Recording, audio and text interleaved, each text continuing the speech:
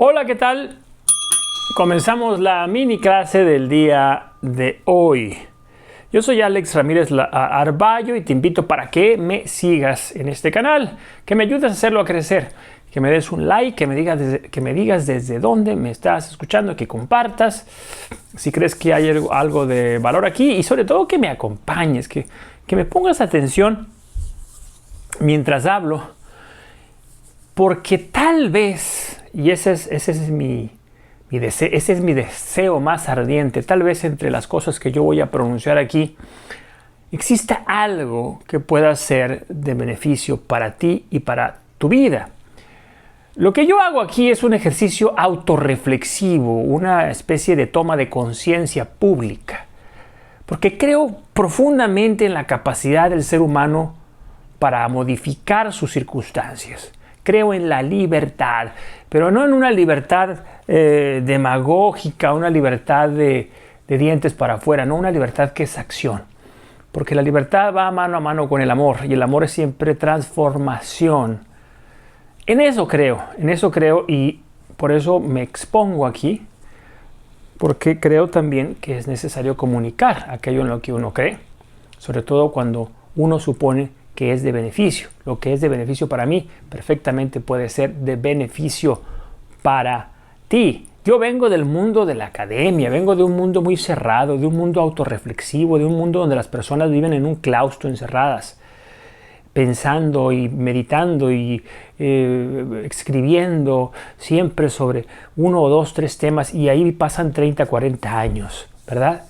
Entonces yo no creo en ello, no quiero tampoco eso. Yo en lo que creo es en el poder de las personas para pensar en público, para dialogar, para interactuar y para modificar sus circunstancias personales, las suyas propias y las de los demás. Porque yo creo que si yo modifico para bien mi vida, eso va a tener un impacto en las personas que me rodean, evidente, pero también en toda la sociedad, en general, ¿no? En ese mundo en el que yo pertenezco, y eso es igualmente válido para ti. Llamadme loco, llamadme soñador o imbécil si quieren, no me importa. En esto creo, y yo creo que uno tiene que ser fiel a su conciencia, al juez supremo, ¿no? Que es algo que está acá también, que es la conciencia. Bueno, vamos entonces al grano para no prolongar mucho mis intros, que a veces duran hasta no sé cuántos minutos, más allá de 10 minutos. Vamos entonces a hablar, vamos a mencionar el tema de una vez. Dice aquí vencer el miedo. Bueno, el tema es el miedo. El miedo, que es un tema humano, muchachos, humano, demasiado humano. Humano como humano puede ser tu intestino delgado. Sí, el miedo es parte de nuestra condición humana. Tenemos miedo de la misma manera en la que tenemos 5 dedos en una mano, ¿no? Habrá quien tenga más o menos, pero digamos que la norma es que cada ejemplar de Homo sapiens sapiens tenga 5 dedos en una mano. Eso es lo natural. Bueno, lo natural es también que la persona, tú y yo, tengamos miedo. El miedo no solamente es parte propia del humano, es parte fundamental, parte importantísima. Sin el miedo la vida humana no es posible. Sin el miedo ya nos hubiéramos extinguido hace mucho tiempo. El miedo es como el dolor, es una señal de alerta. Cuando tú estás atravesando un proceso álgico, ¿no? Un proceso de dolor, te duele, qué sé yo, la cabeza, la espalda, una rodilla, una muela, pues te sientes fatal, te sientes mal y quisieras hacer cualquier cosa con tal de que desapareciera el dolor. Y lamentas que como ser humano tengas que padecer el dolor. Bueno, el dolor es una señal que ha sido diseñada para mantenernos vivos. Sin dolor no hay vida. Si por arte de magia desapareciera el dolor, pues tú te ibas a morir muy prontamente. Ibas a cometer alguna torpeza que iba a desembocar en tu extinción, en tu muerte. Mira, un ejemplo. un ejemplo de esto que digo, cómo los seres humanos queremos evitar el dolor a toda costa. La fiebre, la calentura, la fiebre, el aumento de la temperatura corporal, que es parte fundamental para sanar. Es un mecanismo del cuerpo que tiene la función de combatir las infecciones y esto hace que uno pueda pues sanar, ¿no? Como hemos experimentado todos, pues cuando éramos niños, sobre todo que nos enfermábamos tanto. Yo recuerdo haber padecido de las anginas durante mucho tiempo. También recuerdo una ocasión en la que me enfermé de paperas y me acuerdo que fue muy desagradable. Pues, ¿qué es lo que pasa? Bueno, que es un mecanismo de homeostasis. El cuerpo trata de recuperar el equilibrio activándose, ¿no? Activando la fiebre. ¿Y qué es lo primero que hace el médico cuando tú tienes fiebre? Pues te da paracetamol, ¿no? Te da algún medicamento que te ayude a bajar aquello que precisamente te está ayudando. ¿Por qué? ¿Porque el médico no quiere que tu cuerpo sane? No, porque tú no quieres padecer pues el inconveniente de la fiebre, estar ahí con sudoraciones frías, temblando ahí como un misionero enfermo de paludismo en el corazón de la selva, ¿verdad? Bueno, entonces igual acá el miedo, yo lo que vengo a replantear aquí es una forma de replantearnos el miedo, de repensar el miedo, de tomar conciencia respecto al miedo y hacerlo aliado nuestro y entender cómo funciona, cuáles son sus mecanismos de operación y cómo nosotros podemos, conociendo esos mecanismos, pues reaccionar de una mejor manera. No desde el pánico, que sería un miedo extremo, sino desde un miedo consciente. Tengo miedo, ¿por qué? ¿Cuál es la raíz del miedo? Esa es una toma de conciencia mucho más efectiva, ¿no? El pánico es, y en esto tengo un doctorado como persona que padece ansiedad, el pánico es autodestructivo. Es el estado máximo de exaltación emocional y en ese estado no somos capaces de ser criaturas razonables. Entonces cometemos enormísimas torpezas. Bueno, tenemos como siempre el título y tenemos 5 puntos, los 5 puntos tradicionales que se subdividen en 3 puntos más, que es de esta manera es como yo siempre organizo mis cuadernos de notas. Y en la columna del lado derecha tengo una serie de alternativas de posicionamientos reflexivos. No quiero decir soluciones, ¿no? Porque decir soluciones es ser demasiado simplista. Ah, ¿tienes miedo? ¿Sabes qué? No tengas miedo. No se trata de eso. Se trata de pensar, se trata de reflexionar. Yo quiero encarnar una filosofía de la vida encarnada, de la vida que yo soy. Una filosofía autorreflexiva, una filosofía existencial, práctica, simple, de andar por casa, sencilla, aplicable, pragmática, no académica, no centrada en el conocimiento erudito de las tradiciones filosóficas o de la historia de la filosofía. No. Yo soy el hombre que más a mano tengo y como tal busco entenderme, busco derivar reglas, leyes, condiciones que me ayuden a que mejore mi vida. Insisto, y por eso lo comparto, porque quiero que lo mismo suceda contigo. Bueno, vamos al punto 1 para no prolongar más demasiado esto. Tengo aquí 5 miedos, ¿verdad? Yo tengo un conocido psicólogo que me dijo, una vez me dijo, solamente tenemos un miedo, que es el miedo a morir. Todos los demás miedos que tú te puedas imaginar están vinculados de alguna forma al miedo a la no existencia. ¿Será o no será? Bueno, esa es la opinión de este caballero. Vamos a ver si es cierto. El primer miedo es el miedo a morir, que es un miedo pues muy concreto, muy real, ¿verdad? Cuando uno es muy jovencito, pues esto aparece, pues, no existe. Es más, uno se cree inmortal, uno ni siquiera cree en la idea de que uno pueda llegar a morir. Eventualmente uno se encuentra con la muerte porque quizás muere la mascota de la casa, se muere el abuelo o un vecino. Y entonces uno pregunta, ¿cuándo va a volver don fulano o el perrito? No, pues ya no va a volver. ¿Pero cómo que no va a volver? ¿Pero cómo que no va a volver? No, hombre, pues no va a volver. ¿Pero por qué? Porque se murió. O sea que los que se mueren ya, bye bye, sí, bye bye, ya no vuelven. Y entonces uno entonces voltea sobre sí mismo y dice, fulano se movía, se murió, yo me muevo, regla de tres simple. Entonces volteas a ver a tus padres y tus padres te dicen, sí, tú también fuiste parido, engendrado y parido mortal. Y ahí comienza la toma de conciencia de la vida y de la muerte. Bueno, ¿por qué tenemos miedo a la muerte? Tenemos miedo a dejar de ser.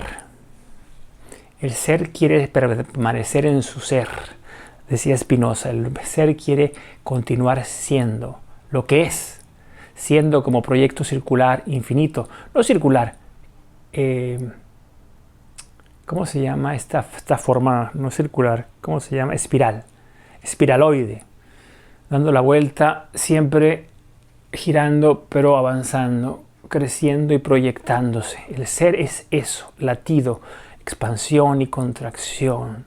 Expansión y contracción. Como el corazón. Pero no quiere dejar de ser. Todo aquello que suponga el fin de su expansión y su contracción, de su movimiento espiral, es una enorme, una grandísima amenaza. Es más, es tan severo esto, es tan grave que el ser humano es incapaz de pensar su propia muerte. La muerte es siempre la muerte de alguien más, del perrito, de don Panchito, el vecino, de tu abuelita, de tu abuelo, de tus padres. Oye, se murió fulano. ¿Qué edad tenía fulano? Y te dicen, no, pues tenía X, Y o Z. Y resulta que era de tu misma generación. Ah, caray.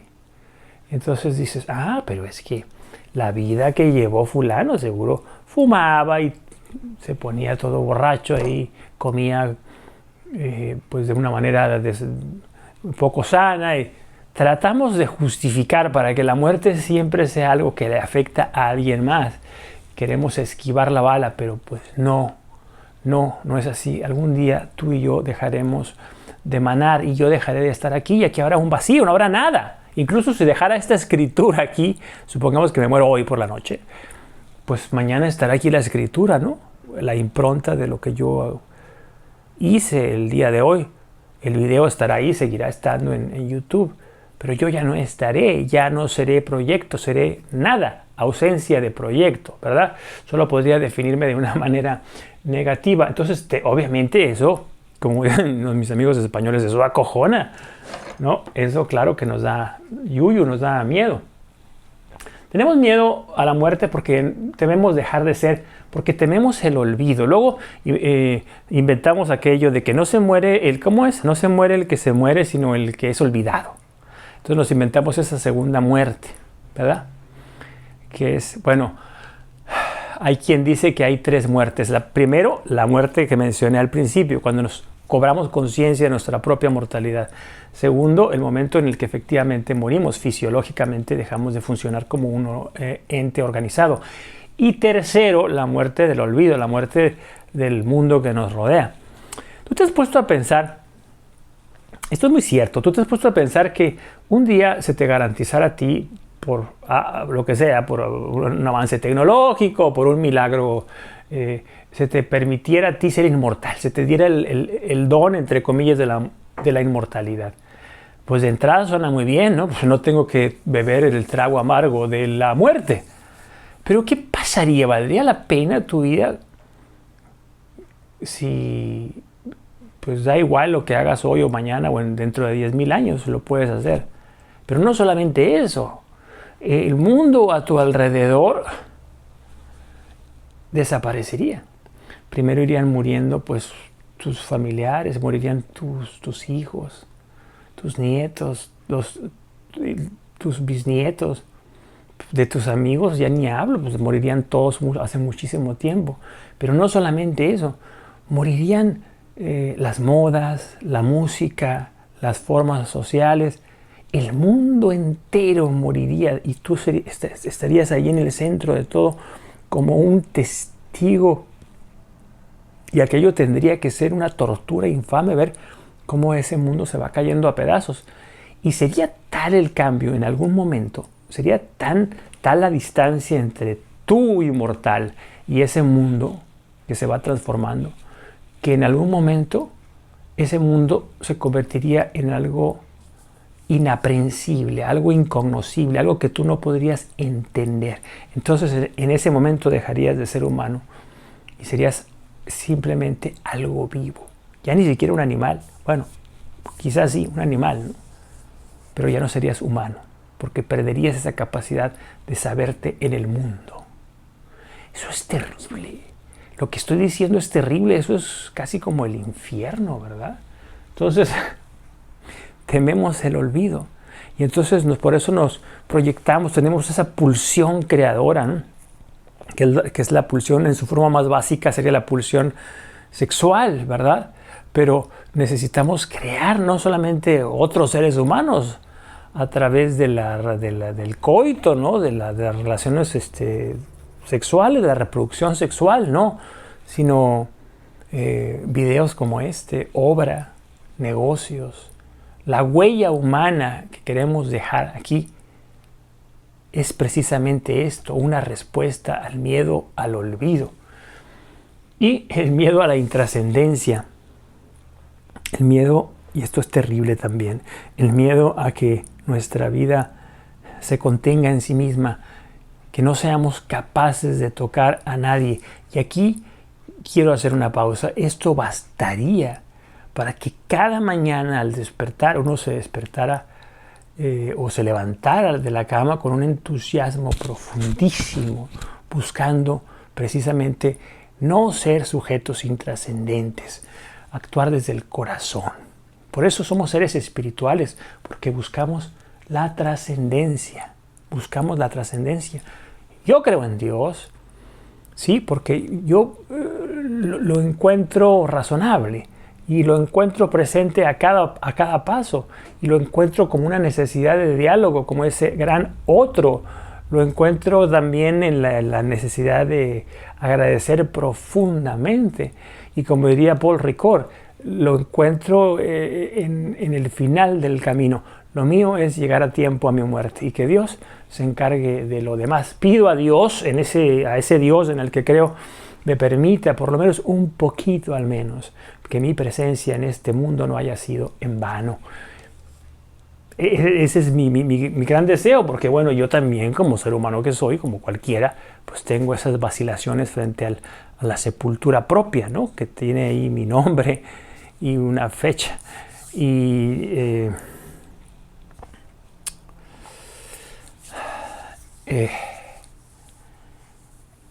esa es la condición del mortal, para acabar pronto, pues. Bueno, ¿cómo nosotros podemos plantearnos o replantearnos esto? El miedo al morir. Bueno, recuperar el acto del ser, recuperar la conciencia, que eso es lo que yo acabo de explicar durante los últimos 6-7 minutos. Saber que soy pasajero y buscar con fe, en mi caso, con una fe en Dios, en el trabajo, buscando la trascendencia, tratando de ser honesto, pero también salir al encuentro del otro, que es lo que estoy haciendo yo ahora mismo contigo. Estoy aquí porque yo quiero que tú me escuches, porque estoy lanzando un mensaje como el Bautista en el medio del desierto, como la voz que clama, ¿no? En el desierto, salir al encuentro del otro. Yo siempre hablo de la recuperación de lo humano, pero del humano no como una categoría ahí discursiva, retórica, no, lo humano como una práctica, como el recuperar el sentido de la vida, entender que mi vida tiene un sentido, un para qué, y que el hecho de que vaya a terminar no significa que mi vida, mi existencia, mi encarnación sea un absurdo, ni mucho menos. Y en ese sentido, tu presencia me ayuda, y espero que mi presencia te ayude a ti, y la de los otros que te acompañan, esos otros peregrinos con los que tú vas caminando. Trabajo espiritual dialógico, claro, ya lo he mencionado. Es evidente que somos seres espirituales porque somos seres finitos, y la espiritualidad es una condición propia del ser humano, como el miedo, como los 5 dedos de una mano o los 2 ojos en el rostro. La forma en la que tú explores, trabajes, encarnes tu espiritualidad pues es muy personal, es un asunto muy íntimo y responde a tus características propias, a tus búsquedas, ¿verdad? Bueno, vamos a avanzar porque ya, como siempre, ya saben, empiezo a hablar y hablar y hablar y hablar y aquello no termina nunca. El segundo miedo que yo pues tengo presente, siempre muy presente y que busco trabajar es el miedo al rechazo o a la burla. Yo hablaba en una mini clase anterior sobre la necesidad de exponernos, ¿se acuerdan? Hay que exponernos, hay que atrevernos a hablar, hay que decir, esta boca es mía, estas son mis palabras, estas son mis acciones, este soy yo, este es mi momento, estoy vivo, y como diría Nezahualcóyotl, el gran poeta texcocano, no para siempre en la tierra, solo un poco aquí, solo un poco aquí. Entonces, el entender precisamente nuestra fugacidad tendría que hacernos conscientes de esto, de que el miedo, que es natural, a la burla, al rechazo de los demás, es una tontería, pero que no por ser una tontería, pues desaparece tan fácil, ¿verdad? Tengo miedo al rechazo. Hombre, no tengas miedo al rechazo. Oh, no se me había ocurrido. No, no funciona así. Hay que trabajar, hay que tomar conciencia. La toma de conciencia es solamente el primer paso. Lo que sigue después es la disciplina. Es el tipo que se quiere poner el pantalón y no le cierra y dice, qué gordo estoy. Dios mío, necesito hacer algo. Necesito hacer algo. Para poder necesito hacer algo para poder, pues para mejorar mi situación, ¿verdad? El hecho de querer mejorar su situación no basta. La toma de conciencia es el punto número 1. El punto número 2 es hacer efectivamente algo, ¿verdad? Bueno, entonces, ¿por qué tenemos miedo a la burla? Bueno, al rechazo, porque somos seres gregarios y cuando nosotros somos rechazados, experimentamos una forma de muerte no fisiológica, no material, una muerte cívica, una muerte social. Tememos el fracaso social, por eso hay gente que busca desesperadamente la aprobación de los demás, busca la popularidad. ¿De qué manera una persona puede ser popular así, sobre todo en estos tiempos nuestros? Bueno, si es una mujer, un hombre muy guapo, muy agraciado, muy simpático, muy carismático, ya lo tiene de gane. Pero si no, tal vez acumulando dinero. Quien acumula dinero lo que busca es sobre todo y ante todo ser aceptado por los demás, ¿verdad? Entonces, tememos el rechazo porque tememos el fracaso social. Tememos el rechazo o la burla porque esto supone una disonancia autoconceptual. Nosotros, como ya lo he dicho aquí, tenemos una noción, una idea de lo que somos y tendemos a ser extremadamente benévolos. Creemos que somos más guapos, más listos, más inteligentes. Siempre nos damos puntos extras, ¿verdad? Pero cuando existe un hecho irrebatible como es el rechazo, o podría ser el rechazo de los demás, pues resulta que... ¿ahí qué? ¿Qué hago? ¿Qué hago ante ese hecho palmario evidente de que pues no soy tan listo, ni tan simpático, ni tan carismático, ni tan brillante como yo lo pensaba? Hay una disonancia conceptual. La realidad me está diciendo, ¿sabes qué? Tienes que bajarle a tu autoconcepto, a tu noción de ti mismo. Estás haciendo pipí fuera del agujero, como se dice coloquialmente, ¿verdad? Tenemos miedo al rechazo porque desde pequeño, desde que abrimos los ojos a este mundo, tememos al abandono. Por eso los bebés tienen este instinto primate, ¿no? Le pones un dedo y te lo toma fuertemente, así. ¿Por qué? Porque se aferran a la vida, como los monos pequeñitos se aferran al pelambre de la madre, pues, ¿verdad? Es eso mismo. Queremos asirnos a los demás porque nuestra vida depende de ello. En suma, estas son las razones por las cuales nosotros tememos el rechazo o la burla o el desprecio abierto de los demás.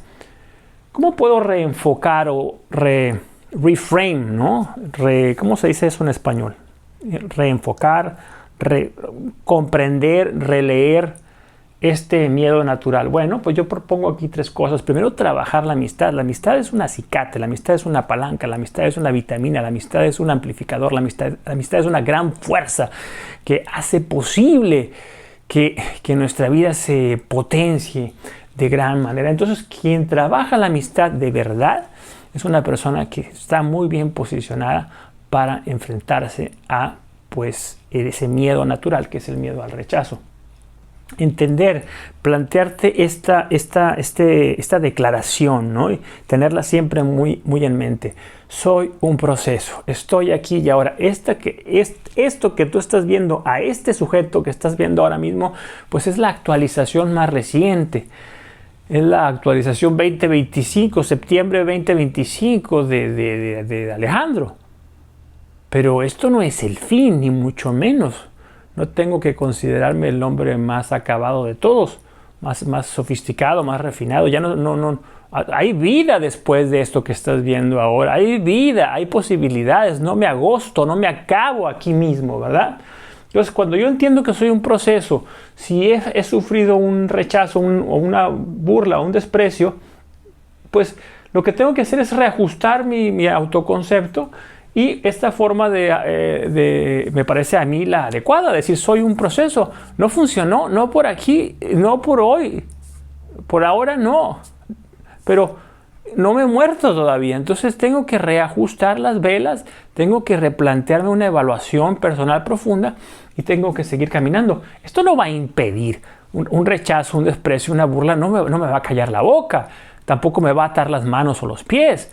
Yo soy un proyecto y en proceso de conocimiento estoy. Así que bueno, no funcionó hoy, ya funcionará mañana. Hay que entender esto, muchachos, por favor. Y después, adoptarme, cuidarme, desarrollar una sensación, una sensación de bienestar al estar conmigo mismo. Una sensación de afectividad, ¿verdad? Nosotros somos bastante proclives a amar a otras personas o a sacrificarnos por otras personas, pero a veces cuando se trata de amarnos a nosotros mismos de verdad, no podemos hacerlo, no nos perdonamos, por ejemplo, ciertas cosas pues negativas que hicimos en el pasado, no nos reconciliamos con nosotros mismos y ahí vamos arrastrando ese lastre infame. Entonces, adoptarme a mí mismo como alguien que necesita cuidado, que necesita ternura, amor, que necesita acompañamiento, una comprensión profunda, ¿verdad? Esto, muchachos, es muy importante. ¿Y cómo nos cuesta trabajo? ¿Cómo nos cuesta trabajo, por Dios? Bueno, vamos al punto número 3. Miedo a perder, a apostar y perder. Mira, hace 2 días estaba leyendo un artículo que hablaba sobre el dinero y que hablaba sobre las inversiones en la bolsa de valores. Y hablaba de las estadísticas de diferentes tipos de fondos, cuestiones técnicas.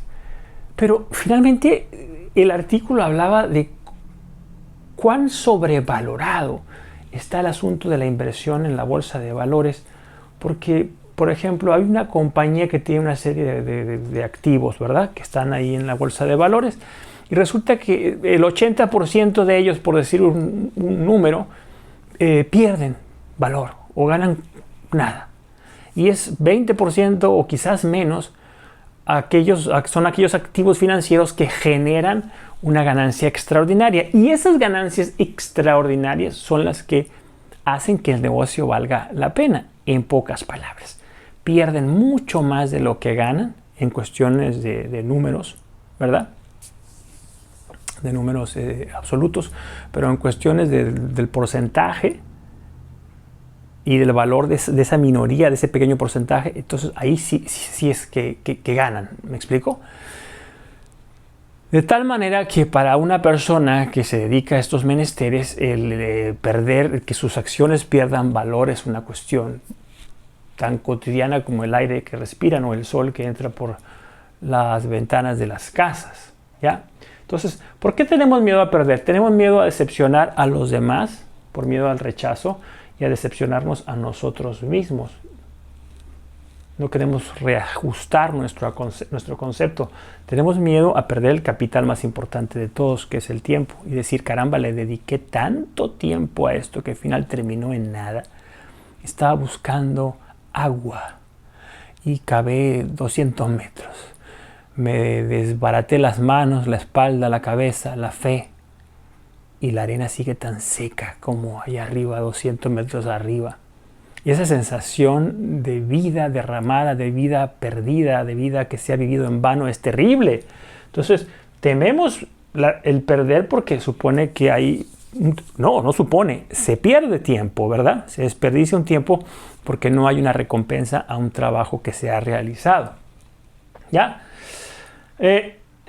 Tengo que reconocer mis limitaciones. Al perder, de nuevo, lo mismo que está acá, la disonancia autoconceptual, te guste o no te guste, tienes que reconocer tus limitaciones. Bueno, ¿cómo podemos reenmarcar esto? Primero, la noción del proceso cíclico, entender que se pierde y se gana y que es imposible ganar siempre y que cuando se pierde, bueno, hay valores que yo puedo obtener de la derrota, ¿no? Al analizar y al adoptar una actitud emocionalmente inteligente, yo puedo obtener información que me puede ayudar a procesar, a hacer mis procesos mucho más precisos, a refinar mis procesos futuros, ¿verdad? Entonces, yo tengo que entender que hay una noción de proceso cíclico, que la vida es dinamismo, que hoy no ha de ser como mañana. Digo yo aquí, somos eternos, porque lo digo desde la fe. Tengo un alma eterna, un alma inmortal. Pues, ¿qué más da si pierdo hoy o si pierdo mañana? Esta es la parte que no queremos reconocer. La suerte tiene vela en el entierro. Y en este mundo hay personas que, porque iban pasando en la hora adecuada, en el momento adecuado, resulta que ¡pum!, se encontraron un boleto de la lotería premiado. Y también hay personas que han trabajado con fe, con disciplina, con honestidad, con orgullo durante mucho tiempo, y por no estar en ese momento y en ese lugar adecuado, pues resulta que no obtienen la recompensa que sería o que hubiese sido justa. Eso es así.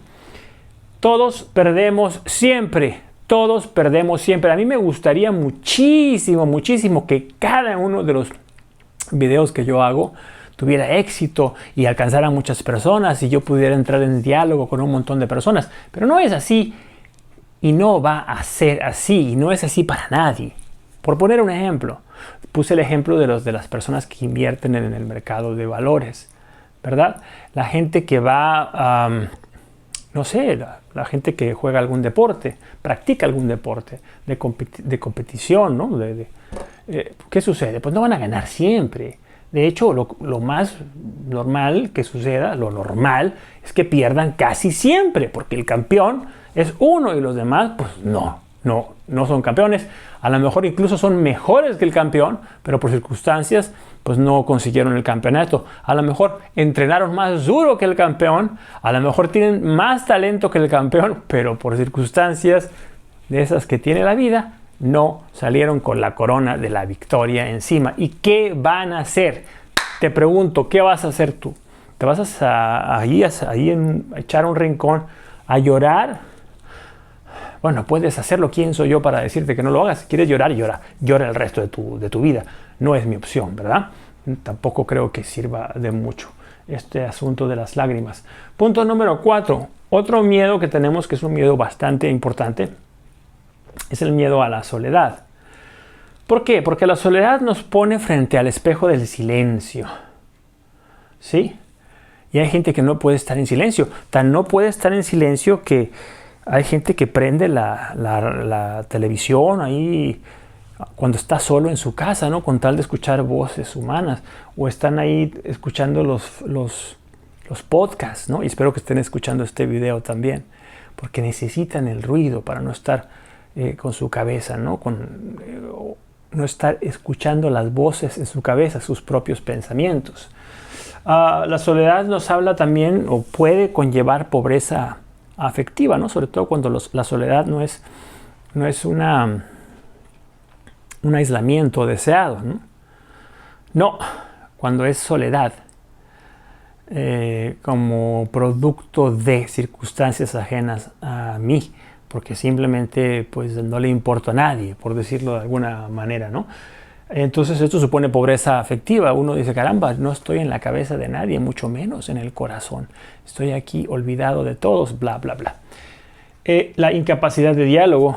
Por más que digamos, y hoy en día abunda tanta gente diciendo esta tontería de que soy introvertido, yo voy a estar todo el día aquí viendo la televisión, no quiero salir, odio a la gente, detesto a la gente, porque están convencidos de que ellos son muy simpáticos, ellos son muy inteligentes y ellos son lo mejor del mundo y lo más guapos y lo más necesarios y lo más útiles. Y los demás, todos los demás, somos unos tontos, pesados, estúpidos y totalmente prescindibles, ¿verdad? Bueno, pues cuando se enfrenta la persona a una soledad realmente pues dolorosa, cuando es la consecuencia no de una decisión personal, ¿no? Sino del olvido de los demás, pues hay una incapacidad de diálogo que es absolutamente frustrante porque somos seres dialógicos y nosotros buscamos hablar, necesitamos hablar para cumplirnos. Bueno, ¿cómo replanteamos esto?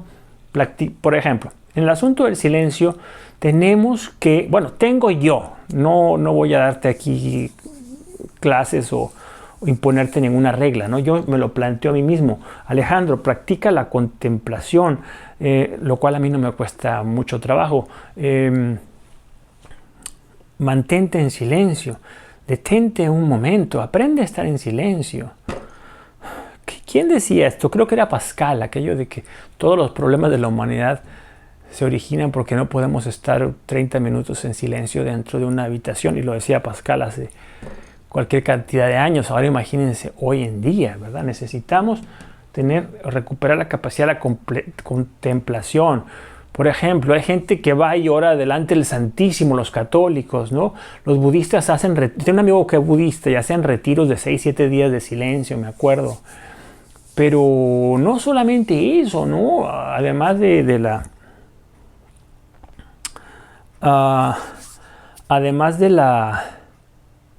la práctica de las religiones institucionalizadas, como seres humanos, como criaturas, podemos encontrar momentos de contemplación. Por ejemplo, cuando yo corro, yo siento eso. Si yo camino, yo siento eso. Si voy entre la gente en la calle, busco dirigir mi atención hacia ese espectáculo glorioso que es la realidad. Estoy vivo, hoy estoy vivo, en este instante estoy vivo, aquí mismo, ahora, en este lugar frente a ti, pronunciando estas palabras. Pues me estoy escuchando, no tengo un script, no tengo una nota, no tengo nada, solamente soy yo, mi conciencia, mi cuerpo y ese aparato que graba este performance que yo estoy haciendo. Es una forma de contemplación también, y me parece maravilloso que sea yo un Homo sapiens sapiens, un mono ahí que tiene la capacidad de hablar, que esté aquí comunicando y que la tecnología transfiera estas expresiones a lo largo y ancho del mundo. Hombre, si eso no es para emocionarse, pues yo no sé qué lo sea. Esa es una forma de contemplación. Y de volver al mundo, recuperar la noción de conexión con los demás sin que esto suponga una obligatoriedad.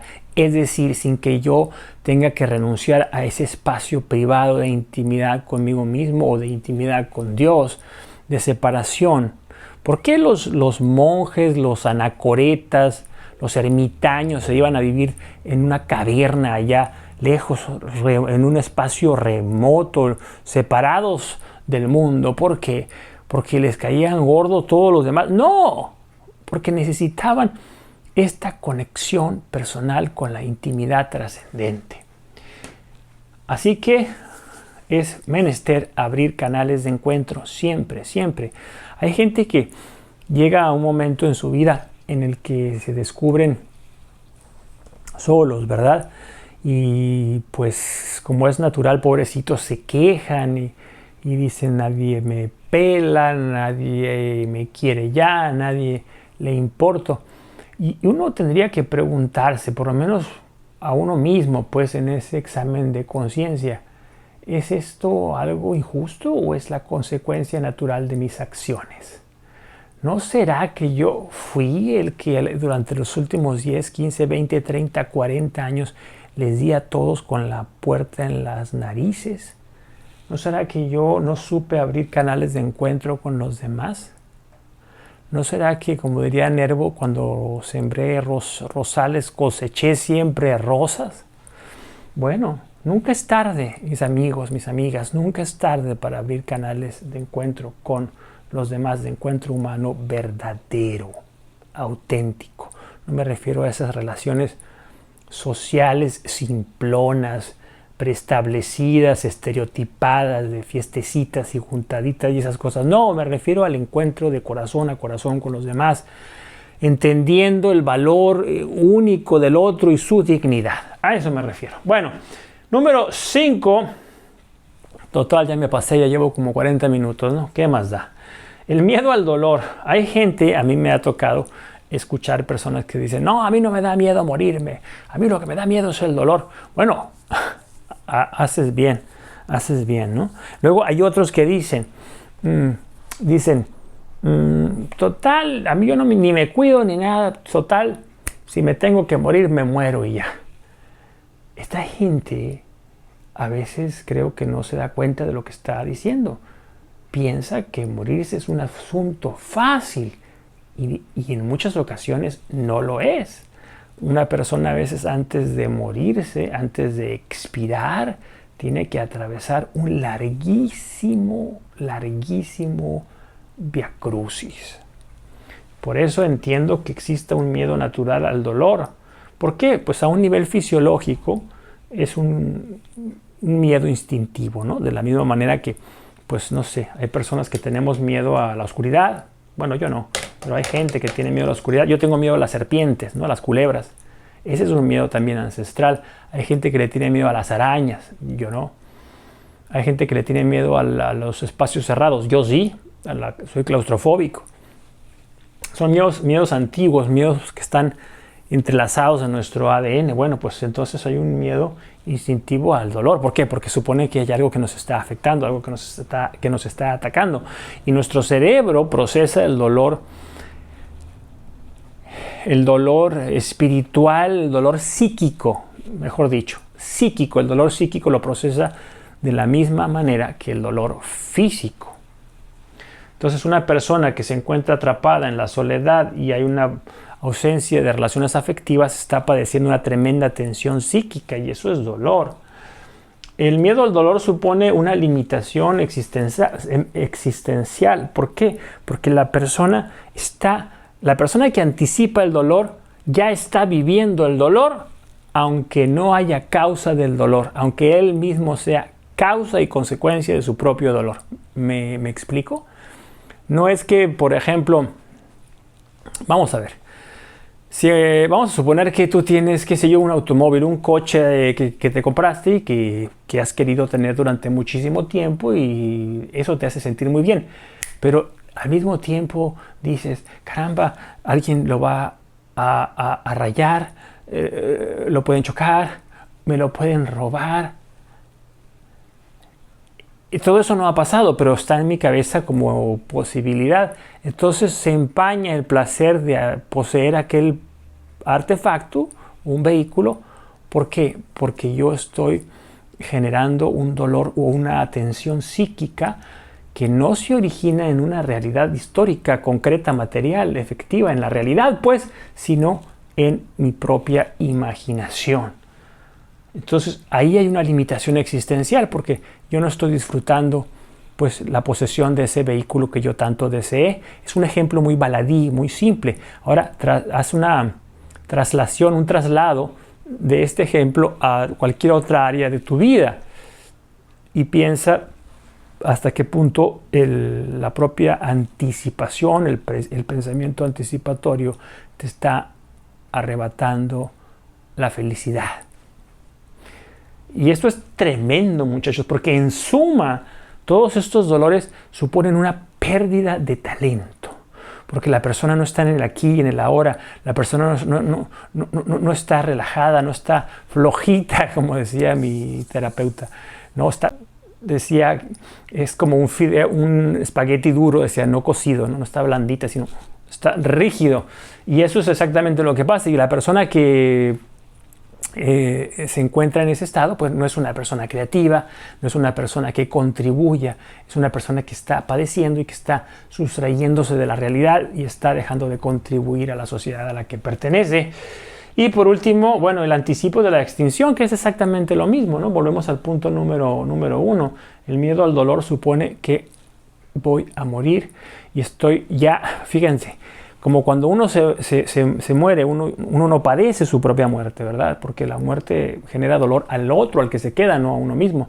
Pero el que está anticipando su propia extinción está padeciendo, es un doliente de sí mismo. Qué difícil, qué complicados somos los seres humanos, ¿no? Bueno, y entonces yo digo acá, para reenmarcar esto, digo, hay que aceptar la decrepitud. Esto es mucho más fácil decirlo que hacerlo, pero no tenemos alternativa, salvo que quiera ser un loco, ¿no? Aceptar la decrepitud.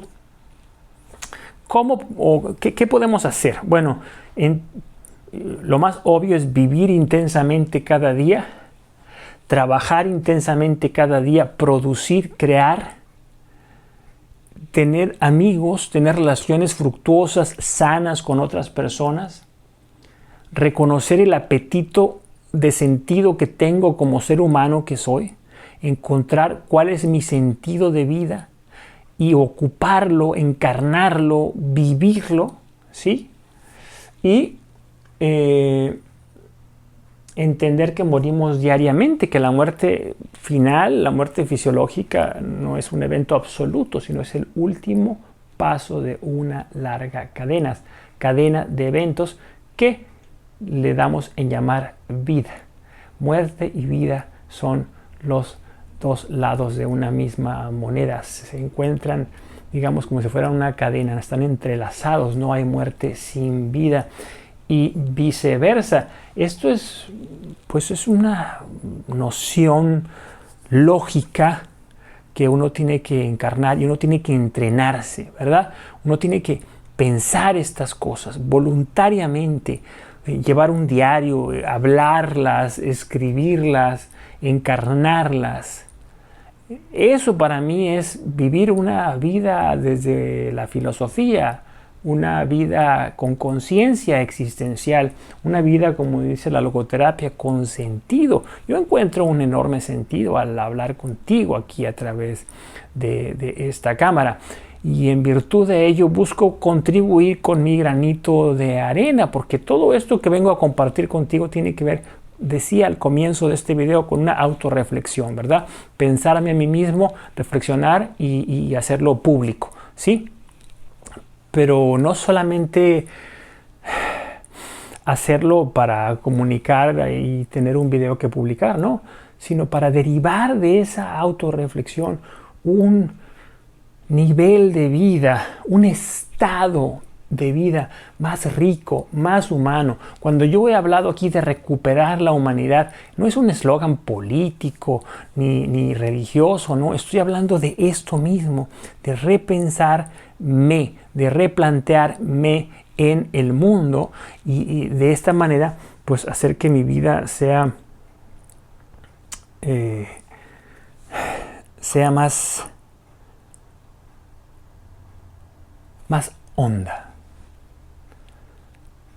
honda, que haya mayores resonancias dentro de mi vida, porque creo que de esa manera yo tendré más para contribuir, más para aportar, y ese es mi más grande objetivo, contribuir siempre, dar. No me voy a llevar nada. Hay que dar. Y como no te puedo dar un pan, o no te puedo dar una moneda de oro, o no te puedo dar un pedazo de pastel de chocolate o de zanahoria que me gusta tanto a mí, te puedo dar mis palabras y te puedo dar mi experiencia y te puedo compartir pues lo que ha sido mi vida. Porque tú y yo somos humanos y seguramente algo resonará en ti y te ayudará a que tú continúes con tus propias reflexiones. Bueno, chicas, chicos, me pasé, lo siento, pero creo que valía la pena la extensión. Es un tema que me apasiona y es fundamental. Una sociedad tan frívola y que vive tan de espaldas a estas realidades, bueno, pues yo creo que es más necesario que nunca recuperar estos temas. Se acabó la mini clase. Comparte, dame un like, dale click a la campanita, dime desde dónde me escuchas. Por cierto, tengo allí abajo, se me ha pasado a mencionar, el link a mi canal de reseñas de libros. Se llama Libros para Vivir. Está aquí abajo. Dale clic ahí, vete al canal de reseñas y suscríbete también a ese canal para que crezca. Y si te gusta la lectura, pues ahí vas a tener 2 veces por semana, los jueves y los lunes, una reseña nueva sobre libros que yo creo pueden ser de tu interés. Eso es todo, chicas, chicos. Nos vemos entonces. Nos vemos ¿cuándo? Pues probablemente mañana, si Dios quiere. Hasta pronto. Chao, chao.